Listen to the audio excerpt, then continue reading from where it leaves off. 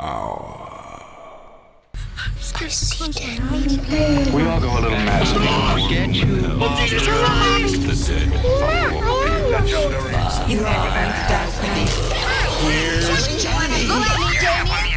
It's all for you. Stand him, you maniac! Okay. All right. Hello and welcome to the Horror Hour, a place we discuss, we debate, we disagree on all things horror. Today, I'm your co-host, Utaka, and today I'm excited because I am joined with Duncan Birmingham, who is writer-director for Who Invited Them, and that premieres on Shudder on September 1st. How are you? Hello. I'm great.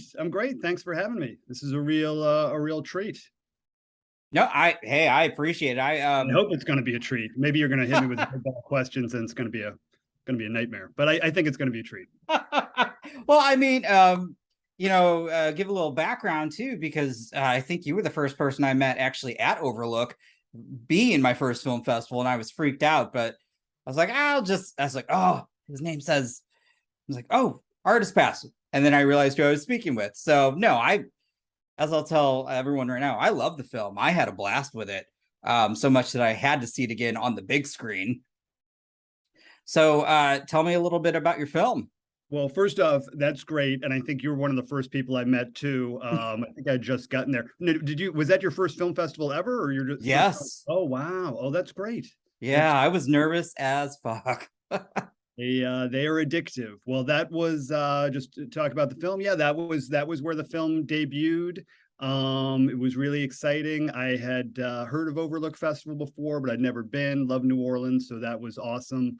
And the film is playing Fright Fest this week in London. I'm not going because we're having our LA cast and crew, local cast crew and friends screening on Monday. Or Tuesday. I was too afraid to go to London, get COVID, and maybe miss my flight or something bad. No, totally understandable. But the movie, we shot it September 2021. The height of COVID. And I just got very lucky with I think the best cast I could possibly imagine. They came together. Everyone who sees the movie asks if the cast knew each other before, because they seem like they're friends. And I said no, they met like we all met a week before, very little time to prep, and they just got along like a house on fire, and really got these characters and hit the ground running. Wow. Yeah, I mean, that was definitely one of my questions, because the chemistry is, I think that was one of the things that worked so well, aside from the writing, because I think I just loved the back and forth between this two couples, but then also between Ryan and Melissa once they started to get into it. But with filming this during the height of COVID, what was that like? It was an extra challenge. I have never filmed a movie before. I work mostly in TV as a writer, and as a writer in TV, you're also kind of producing, but on the side, I've also been making short films for years. And before TV, I worked primarily as a frustrated screenwriter who sold a bunch of scripts, but nothing ever got made. So this was kind of a long time coming. I was already nervous enough. A lot of challenges. All the indie movie cliches are true about budget almost falling through, and just the whole thing being hanging together on a thread, and all the anxiety that provokes. So being having a global pandemic, I guess while we're shooting, made it an extra challenge, but maybe also kept things in perspective. There are members of the crew who I didn't even know had a mustache or a chin until our last day of shooting, because we're next to each other by the monitor. You hardly see anybody's faces because everybody's so masked up.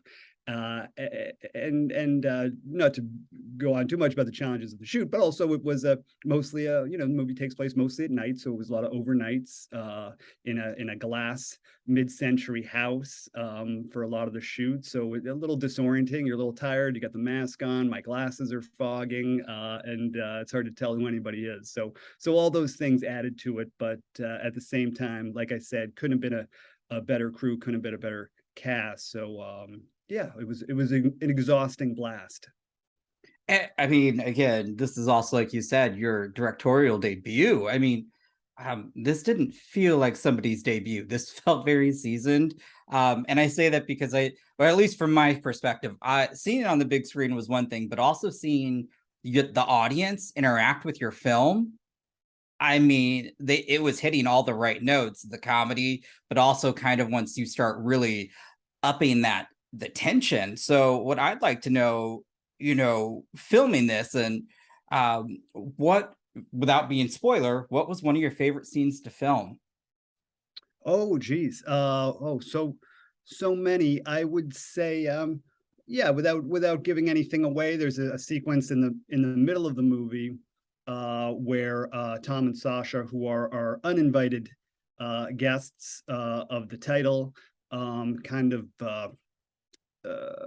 push our couple to engage in a little bit of a game that starts good naturedly and progresses to becoming a bit violent, and then ends in what's hopefully a very bizarre surprise that isn't too out of left field. But we had a lot of big scenes to shoot in that living room. And this one was a lot of fun just because it was kind of physical. The actors are on their feet. The actors who were great, I could just tell they're particularly nailing this scene. And I was worried about this scene because I think we were about midway through our very, hectic 12-day shoot. And it was like, oh, okay, another monster scene in the living room. God, I was starting to get a little worried. I think someone said to me, like, boy, you write some really long scenes. Then I got a little insecure. It's too long. Should I have broken these scenes up a little more? I thought it was going to be like very tense. That was the idea, the tension. So I was a little nervous, and it just felt like this scene in particular was working really well. The actors were having fun with it in terms of the kind of character on character violence. I don't want to give anything away, but they were really going for it. And we had a couple weird props, and those worked well. So yeah, the punching scene, I think, might have been one of my favorites to shoot. And I think it turned out really well. And then I have to say, since I write mostly previously kind of dramedies and comedies, I was intimidated about some of the stunts, some of the stuff, some of the horror stuff, some of the car stuff. I was like, oh, how's this going to work? And that actually turned out to be so fun. It's such a nice break in the day. I loved working with our stunt guys. That stuff was really fun. Working with blood gags and props and all that stuff. I couldn't get enough. So that stuff was really a fun surprise too. Hey. I love that. That was a great scene. I truly actually I chuckled quite a bit. And I guess too, how did you find this house? Because one, the house is gorgeous, but I was like, wow, what a great setting. I'm so glad you said that and feel that way. We got so lucky. We were looking all over the city. Before this movie, I was trying to put together another movie that also I wanted kind of a mid-century house. So I wasn't just looking. I hadn't just been looking for the length of pre-production for this movie. I felt like I'd been looking for this house for years, and I could not find anything. I was like driving to neighborhoods all outside. I remember there was a neighborhood somebody told me about that's primarily mid-century houses. It's like an hour outside LA. I drove there on a Saturday. All these beautiful houses. I was like, oh, I scored. I totally know what's up. I'm gonna get one of these houses. I'm like knocking on doors. Literally the first door I knock on, I start explaining. I'm figuring the guy's gonna light up. It's an hour outside LA. Ooh, a movie. What? Oh, I'd love to be involved. It's totally savvy. They were shooting a video down the street. They were shooting a cop show. This neighborhood was completely played out. Everyone had a laminated thing of their rate for house rentals. So there's just not a lot in LA or even outside because it's such an industry town. Everyone's very savvy. Who wants to rent their house out to an indie production? So our co-producer was wonderful in that she found a friend of a friend who had this house, and it was a really great couple who have a bunch of beautiful dogs. They have horses, not at the house, but they have horses too. I don't know why that's relevant, but anyway, they were game. They were game for it. And that house, the moment I walked in, I was like, oh, this is amazing. It almost reminded me in some ways of the house in Parasite. There's just all these great textures with the walls and all these long halls. And oddly enough, not to spoil the movie magic, but it is in Burbank. It's not in the Hollywood Hills, but it's on enough of a hill that it kind of felt like the hills, and it was a very quiet street. That was a long-winded answer about the house, but yes. Oh, I loved the house character, and we were, or at least I was very concerned we weren't going to find something up to snuff. No, I totally get it, and it worked, and it was just, again, gorgeous. But I really enjoyed also this. I do like the house in Parasite, just those floor to ceiling windows, and just how you can play with scenes from seeing from the inside to the outside. Oh, I loved it. So I think it was great, and I loved the story that you had added to it. I guess one of the other things that I'd like to know also, that the music, I freaking enjoyed the music so much. The music, we got so lucky. I mean, the I think you're talking about the music, but the score was Ben Lovett, who's done a bunch of horror movies I love. We got so lucky that he signed up for this. And then the music, our music supervisor, if you are a LA resident, you might know silky voiced DJ Dan Wilcox from KCRW. He's an old friend. So lucky that he signed on to do this, because he's doing a lot bigger things, and we had a very small budget. And yeah, the music was a huge part of the movie. I mean, I wrote the dialogue, and I didn't even think about it that much when I was writing it. I was like, oh, we'll get some songs. But yeah, it was a real challenge, I'm sure, for him to find songs that felt, we wanted stuff that was cool, and it had to be good, because it's the guys, and the main character, I should say, Ryan Hansen's character, is an audiophile, and there's a lot made of in the script about his, his records and the music he's playing. And there's one band reference, and that's Radiohead. So that was kind of all we had to, go with. And otherwise it was wide open, but we did want something that felt both cool and fun and current, that they could dance to, but also felt like a dense and rich, like something a real vinyl lover would be listening to. So we got six really great tracks. We'll probably put them up on Spotify in a playlist or something. And yeah, Dan did an awesome job. It was good. I enjoyed the whole intro, was really wonderful. Of course, driving. Yes, I love just the scene, the music, and like, it was prepping me though for something. I was like, man, this is going to be fun. And then I was like, this got twisted real, like, once it turned, and I loved it. Good. I would say one of my many anxieties going to the Overlook Film Festival was, I was like, oh man, is there enough horror in this horror movie? Are people going to revolt?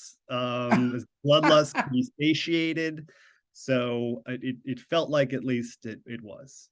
So that's good. Yeah, I mean, again, it had great horror elements, and I think honestly the cast sold it. Was it Perry and is it Timothy Grenadiers? Yes. I mean, the way that they were able to just make you feel unsettled, and there's nothing worse in my opinion than being in your own home but feeling so just uncomfortable and not safe. And the way they were able to just slowly ease that vibe in was very chilling. That's really, really great to hear. Yes, for me, as much as I love horror movies, the ones that really get under my skin are anything, whether they're horror or a thriller, that involves a home invasion, because it's just so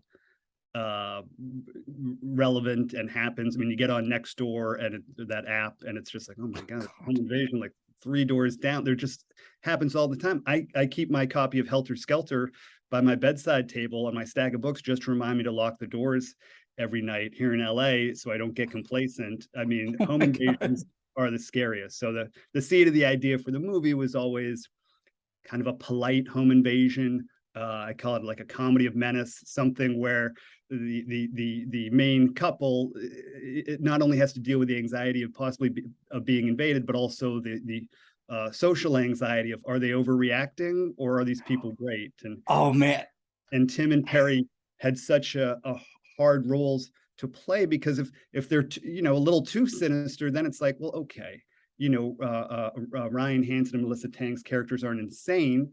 They're going to kick them out on their butts. So they have to be both wildly charming and this kind of couple you aspire to, almost like these neighborhood influencers come to life, but then also perfect.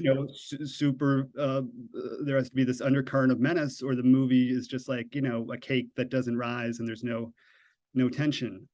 And like I said, yeah, we met a week before. I think we had a Zoom table read and one conversation, and they just totally snapped into those characters and got it. It's just impossible to imagine anybody else in those roles.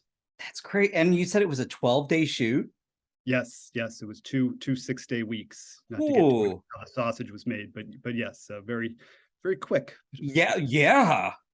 Quick To turn out. I mean, again, I really just enjoyed, as you said, I love that part where the whole social anxiety of, are they overreacting?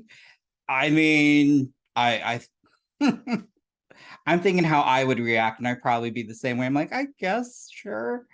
But I would, you are all the characters, but certainly my reactions very much in line with Ryan's character, Adam, very, very much.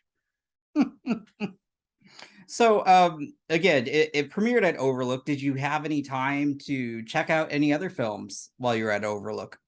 I did, of course. Now I'll go blank as well, I didn't catch it there, but then I caught it in LA. The filmmakers were great, and they invited me to a screening at the Alamo Drafthouse, The Summoned, which I really thought was awesome, and I really like them. I feel like they're gonna do other great movies together.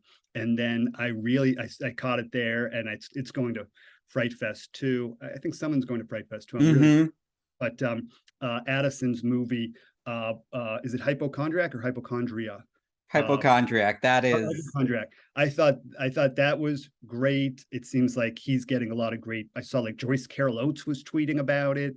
That just married to me this it was so personal. It was painful to watch. It was in a good way, and it was scary. It was scary, and the acting was great. There were so many actors that I liked in that movie, just in the supporting roles that were really good. So those were the two standouts. I saw some other kind of the big releases like Black Telephone. Really enjoyed that.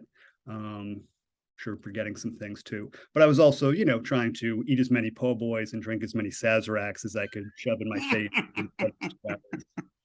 What about you? I mean, your first film festival, are you hooked? Yes, I want to go to more. I'm bummed. So one of our co-hosts actually lives in the UK, so he's going to Fright Fest, so I'm jealous. But yeah, I saw so many films, and it's funny because I had seen probably out of the 12 I had seen, I'd already seen about 4 of them previously from screeners, but I love them so much that I had to see them on the big screen because it warranted that. Like I said, yours warranted that. I saw The Summoned as well, was another one. Same thing with Hypochondriac. So you just listed like 3 that yours included. So those are 3 that I just truly had a great time with. And Hypochondriac, I just want more queer horror for myself. And so to see that represented, and also to see mental health just really put on stage like that, I was just like, damn. And so that one hit on, I was like, that, loved it. But I was also, chatted with Addison, so I really adore him. And same thing with the Summoned filmmakers. So I'm happy to see that so much indie horror right now is really thriving and just getting more festivals and positive responses. So, because I want more. Yeah. I am hooked. I'm hoping to maybe go to Fantastic Fest, maybe Telluride. Maybe I'm getting ahead of myself, but yeah, it was a blast. I wish I could have experienced New Orleans a little bit more, but I really was there just to see all those movies. Right. I mean, yeah, I had to do the exploration in small doses, because basically I'd be like, drenched in sweat, then I cool down at a movie, go back out, drenched in sweat. Yeah, it is a hot city, but yeah, no, so great. What a great group of yeah, great lineup of movies. Yeah, very bummed I won't be at Fright Fest, but yeah, excited to watch. A bunch of those are also going to be on Shudder, so excited to watch them again. I'm really happy that your film found a place at Shudder, because I love Shudder because I mean their catalog, and it is just plain horror, but I think it's just a perfect place to go, and I think it'll really thrive there. Um and they really picked up a ton of films, I think, from Overlook, which makes me happy because, you know, I think with obviously we had the pandemic, so it's very hard for, I think, sometimes films to really sell at theaters, or I mean, people still aren't going in droves as they used to. So I'm happy to see Shudder just acquiring all of this, so it has more, I think, reach for people to see. Yes. I get no kickbacks from Shudder for saying this, but I love it. I just watched. I wouldn't have even described myself as a folk horror fan. I just watched the 3 or 4 hour documentary on folk horror. It was phenomenal, and I think that's their original doc. A lot of great stuff on there. I hope people, yeah, will watch it on Shudder, but I also hope people might, I don't know, cluster with a couple friends, because I do feel like it's a fun movie to watch with other people. Oh yeah, I so again, a couple of us have screeners, so I watched it with my co-host, like via Zoom and all that, because I'm like, I go, I think you're really gonna enjoy this, and he has a thing about, he loves uh like he sees a really incredible house or even creepy house in a film, he's like, or somebody's been murdered in a house, he's like, I want to live there. And he saw the house, he goes, I want that house. I go, I knew you'd like that. And then we both ended up really enjoying the film. uh, but yeah, I guess my question then is, with this being your first foray into feature length film, and also just horror, do you plan to do more horror, or what's next? I do. I hope so. If I'm allowed to, I guess I shouldn't say that. I have my own agency. Um, but yes, so I'm out. I'm pitching. Like I said, I usually work in TV, so I'm pitching a couple shows. But I am working on another horror script. There's also a comedy element, a romantic comedy element, Ooh. but also plenty of bloodshed. And I was supposed to finish it like 2 weeks ago. I'm like, oh, it's taking a little longer than usual, but the idea would be get this script out soon, and yeah, hopefully bring as much of the band from who invited them, could stomach another movie. Maybe it's a little less low budget, but bring as many people back from the crew and stuff and the team, and see if we could do another one in the not too distant future. Yeah, because I do, yeah, it feels like I am watching a lot of horror. It feels like that's kind of where my mind's at right now. And there were so many things I love about who invited them, but also so many things we didn't get to do that maybe a slightly bigger movie could tackle. And this one, the script I'm working on is a little more in the slasher vein. So I've been having a lot of fun watching old slashers. Oh, that's like my mainstay. It's anytime I'm in a bad mood, I'm just gonna put on an old slasher. I don't know why, but I love, obviously I love horror, but I love to hear that. That's that's great. What, I guess then, what's the most recent slasher that you watched? Well, I'd seen yeah, I guess Black Christmas, but that's a slasher. Yeah. Yeah. Oh Black, yeah. I had never seen that, and I was I don't know why I wasn't as excited as I should have been. Then I was like, this is fantastic. This is so great. Terrifying. His voice over the phone at the sorority house, so terrifying. And I love, it's a product of the times, but just how nonchalant all the sorority sisters are about this this terrifying phone call that I'd have to go to therapy if I heard that. And they're all like laughing and making fun of it, and that they're also cool and chill about it. So I Black Christmas, I know, I'm way behind on that one, but that was great. And then I just keep rewatching Halloween. I love that. It's just the best. Oh my Uh, God. I mean, that's really awesome. And I think that's great. It makes me really excited to see what you do in the future. Yeah, I mean, that's part of the fun of the prep. I mean, for for this movie, Who Invited Them, obviously watched a lot of home invasion movies, but they were already kind of my favorite movies, like Funny Games. I've seen both versions of Funny Games a gazillion times. Something that's not a horror movie that I love, like Straw Dogs, which is as horrific as it gets, but it's more of a thriller, a drama, stuff like that. What else do we reference for this? Again, not a home invasion movie, but the movie Cheap Thrills. I felt like there was a humor in that we kind of talked about, capturing that kind of dark humor, for Who Invited Them. This idea of like anything could happen. Yeah, so those were always really fun touchstones. And then The Invitation. There's nothing funny about The Invitation, but it's just one of my favorites. And such a good film. our love of The Invitation, we wear that on our sleeve in terms of kind of the social mores that are combined with the horror elements. Such a good film. Caught me by surprise. I watched it and was not expecting how that all turned out. And it was, ooh. Yeah, one of the great last shots, I think, of the last many years in horror. Those lanterns, chilling. That was so chilling and just so like, I'm like, whoa. Me as an audience member, I'm like, what the hell do they do now? Like, Yeah. love that.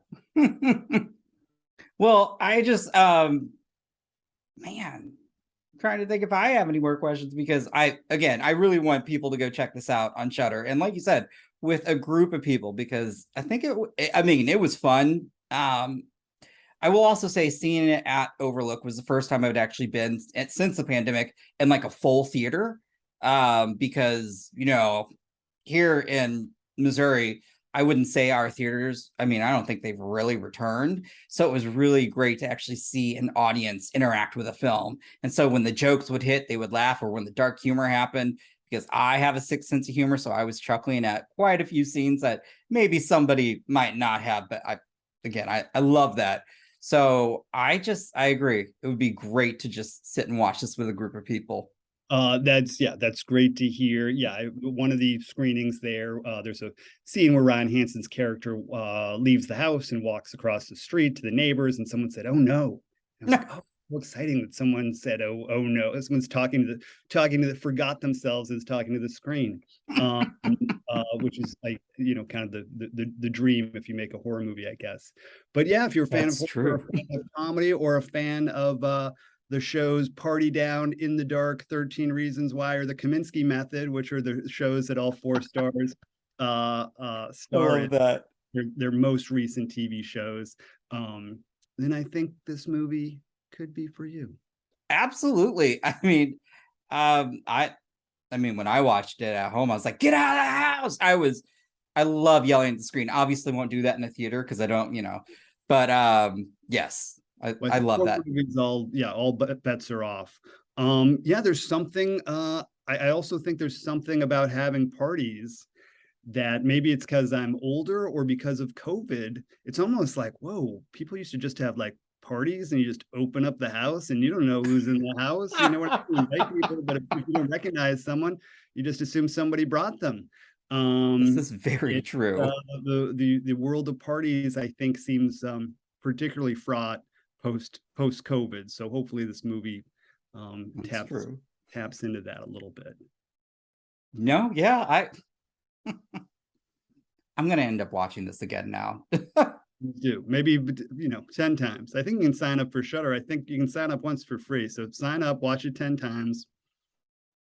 Yeah, I mean, hey, again, I also was it Creepy Duck Art who did your most recent poster for Who Invited Them was also beautiful. Whoever, I did want to call that out.